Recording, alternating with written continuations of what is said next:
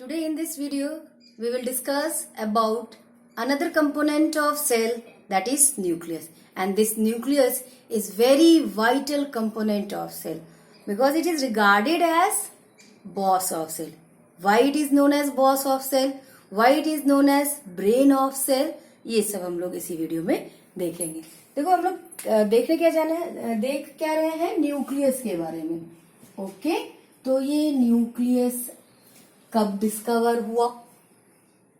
इसकी डिस्कवरी का क्रेडिट जाता है रॉबर्ट ब्राउन को इन द ईयर 1831. इनका क्या था कॉन्सेप्ट? भाई ये डार्क सा बॉडी जो सेल के अंदर दिख रहा है वो है क्या? तो that he named it as nucleus. Nucleus जो लैटिन वर्ड से डिराइव हुआ है उसका एक्चुअल मतलब होता है कोर. कोर मतलब केंद्र. ठीक है, तो केंद्र मतलब केंद्रक, हिंदी में इसको केंद्रक भी बोलते हैं. तो न्यूक्लियस की डिस्कवरी जो हुई credit in the year 1831 by Robert brown.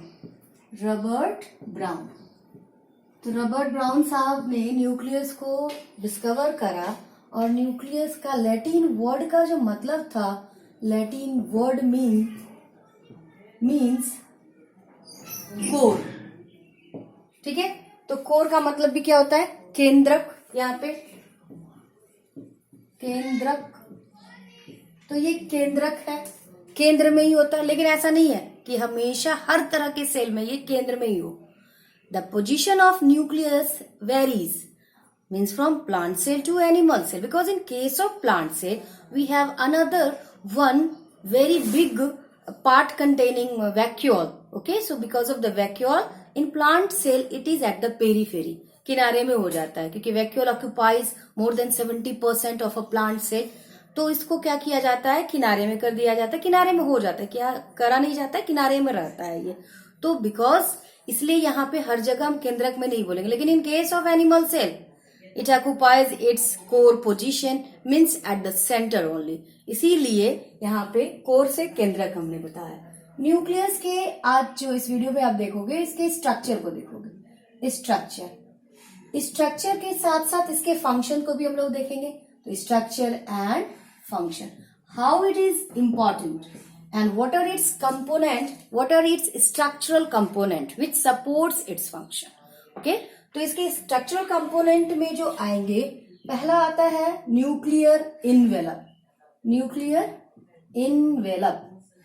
Okay, तो न्यूक्लियर इनवेलप या न्यूक्लियर मेम्ब्रेन भी कहते हैं इसको, और nuclear membrane which is double membranous structure, means inner membrane and outer membrane. Next is nuclear pore. Nuclear pore is nothing but opening which connect or communicate with the cytoplasm. Okay, so it is an opening, it is a pore-like structure which form by the fusion of the nuclear envelope. मैं इसको structure से दिखाऊंगी. Next है nucleoplasm or the liquid component or the material inside the nuclear membrane, in which suspension of other components of nucleus occur. Suspended form में वो रहेगा nucleoplasm में. Fourth one is chromatin. Very important. Chromatin means, chroma means colored and tin is for material. तो colored material like structure present inside the nucleus is chromatin. इसमें क्या क्या आएगा, इसके भी स्ट्रक्चर को हम लोग देखेंगे. And nucleolus. ओके, तो न्यूक्लियोलस को फैक्ट्री ऑफ राइबोसोम भी बोलते हैं. तो फैक्ट्री बोल रहा है, इसका मतलब रॉ मटेरियल जो राइबोसोम्स के लिए चाहिए होगा, ये राइबोसोम्स क्या कर रहा था? प्रोटीन की सिंथेसिस कर रहा है. तो प्रोटीन की सिंथेसिस करने के लिए जो मटेरियल रिक्वायर्ड होगा वो सब कंडेंस्ड फॉर्म में इसी न्यूक्लियोलस कंपोनेंट में मिल जाएगा. अब अगर इसको हम लोग बनाते हैं, इसके स्ट्रक्चर को थोड़ा सा देखो, तो न्यूक्लियस ऐसा है, क्योंकि मैंने क्या कहा, न्यूक्लियर इन्वेलप. तो ये इन्वेलप ऑलमोस्ट ओवल या सर्कुलर होगा, सर्कल. तो डबल मेम्ब्रेन है, तो ये रहा दूसरा मेम्ब्रेन. ठीक है, लेकिन मेम्ब्रेन में क्या था, न्यूक्लियर पोर है। ऐसे अगर हम बनाते हैं ये तो कंटिन्यूअस होगा, तो न्यूक्लियर पोर को बनाने के लिए ऐसे दिखाने के लिए टू शो न्यूक्लियर पोर क्या करना है, इसको बीच से ऐसे, और ये दोनों फ्यूज हो गया, मतलब inner membrane and outer membrane get fused, और likewise it appears as a pore. देखो ये पोर हो गया, this pore, it is called nuclear pore. तो ये कैसा था, ये क्या है, आउटर न्यूक्लियर मेम्ब्रेन, एंड ये क्या है, इनर न्यूक्लियर मेम्ब्रेन। ठीक है, तो इसको हटा देना ज्यादा अच्छा है कि लेवलिंग हमारे अच्छे से हो जाए। एंड दिस मटेरियल इनसाइड जो कि लिक्विड फॉर्म में है, इसको हम लोग क्या बोलेंगे, न्यूक्लियोप्लास्ट, न्यूक्लियोप्लास्ट। ओके, तो न्यूक्लियर पोर ये है, न्यूक्लियर पोर ये है, न्यूक्लियोप्लास्ट। अब रहा क्रोमेटिन, तो chromatin is a dense network like structure present. Okay, तो this dense like structure is called chromatin. तो यहां हम लोग लिख सकते हैं क्रोमेटिन। ओके, तो क्रोमेटिन भी हो गया, न्यूक्लियोप्लास्ट भी लिख दिए, न्यूक्लियर पोर भी लिख दिए, बचा क्या, न्यूक्लियोलस। तो एक अच्छा सा और डार्क सा structure present inside the nucleoplast. Nucleoplast is what? Liquid. And in this liquid-like structure, a dark structure present is called nucleolus. Okay, this is what we call the structure of nucleus, the boss of cell, the brain of cell, the commander of cell, or the regulator of cell. This structure is all about brain of cell. तो यहाँ पे हम लोग लिख सकते हैं nucleus का ये फिगर है भाई, स्ट्रक्चर ऑफ न्यूक्लियस और न्यूक्लियस। ठीक है, तो न्यूक्लियस में इन सारे कंपोनेंट, सारे स्ट्रक्चर का अपना अपना वर्क होगा। न्यूक्लियोप्लास्ट क्या करेगा, न्यूक्लियर पोर क्या करेगा, न्यूक्लियोलस क्या करेगा, या क्रोमेटिन क्या करेगा, कैसे करेगा, इसी के फंक्शंस को तो न्यूक्लियस के फंक्शन को बोलेंगे। अगर ये परफॉर्म करेगा तब हमारा न्यूक्लियस परफॉर्म करेगा। तो इसी तरह से अब हम लोग इसके थोड़े से फंक्शनल एस्पेक्ट पे आते हैं कि how it is important and how it plays a very vital role in the functioning of cell. तो यहाँ पे ध्यान देते हैं कि न्यूक्लियस में न्यूक्लियोलस है और ये क्रोमेटिन मटेरियल है, because it contain informative unit या informative information in the form of genetic material, and this genetic material is DNA और आरएनए। किसी किसी में डीएनए, किसी किसी में आरएनए, किसी किसी सेल में डीएनए, किसी किसी सेल में आरएनए।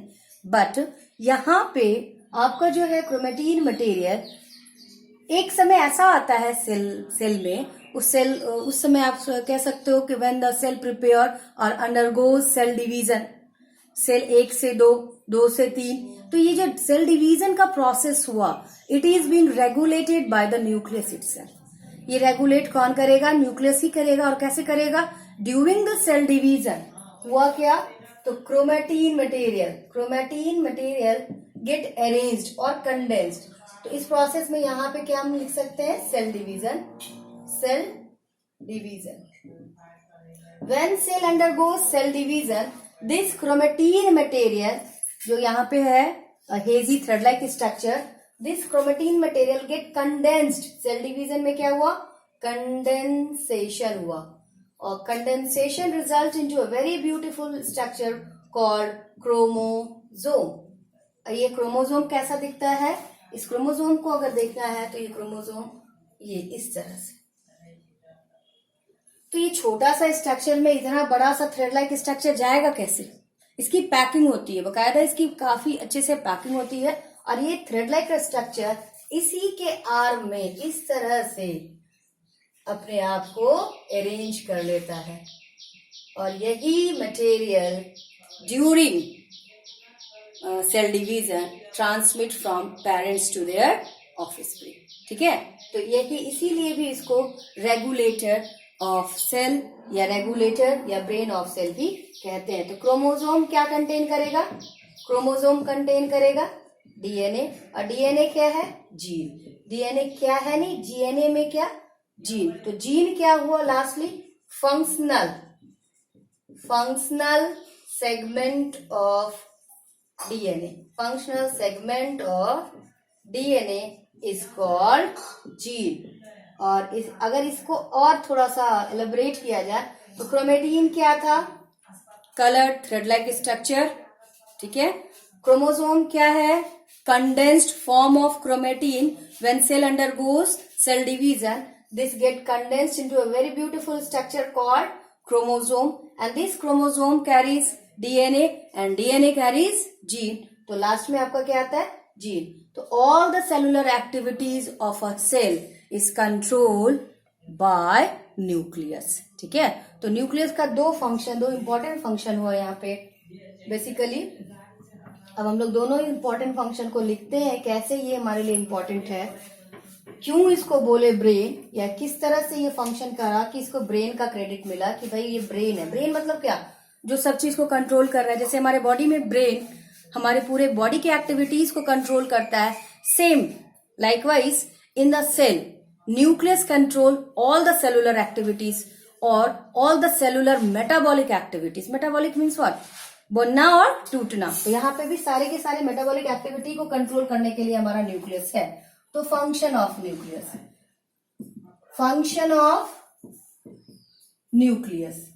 और न्यूक्लियस के फंक्शंस को पहला देखेंगे। It plays a very important role during cell division. Chromatin get condensed, क्या क्या हुआ था? Chromatin get condensed to form chromosome,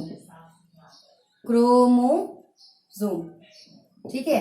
and this chromosome contain DNA and DNA contain gene. तो ये इस तरह से यहाँ पे लिख लो। तो क्रोमोसोम, तो it carry genetic material, it regulates all cell metabolic activity.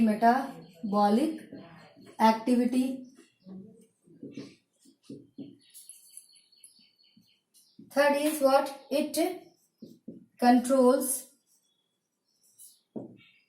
the cellular events, it controls the cellular activity by giving command to each organelle, ठीक है। तो इस तरह से ये इंपॉर्टेंट है। It plays a very important role during cell division. How? तो by chromatin get condensed to form chromosome and it also carry genetic material in the form of DNA and RNA. तो यहाँ पे DNA RNA, और it regulates all cell metabolic activities. It controls the cellular activity by giving command to each organelle for better performance. इस तरह से ये हमारा brain of the cell कहलाता है। यहाँ लिख लेते हैं। It is also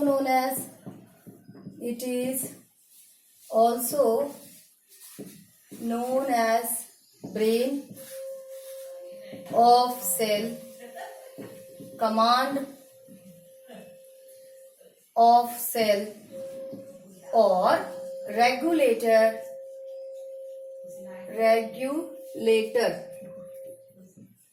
of cell, ठीक है। तो brain of cell, commander of cell और रेगुलेटर ऑफ सेल किसको कहते हैं? न्यूक्लियस को। क्यों कहते हैं? These are the reasons. क्यों कहते हैं? Because it contains the informative unit, it contains the genetic material which regulates the functioning of all cells activities.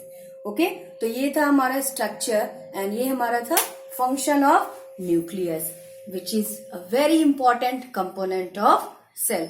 In another video, we will see another component. Thank you.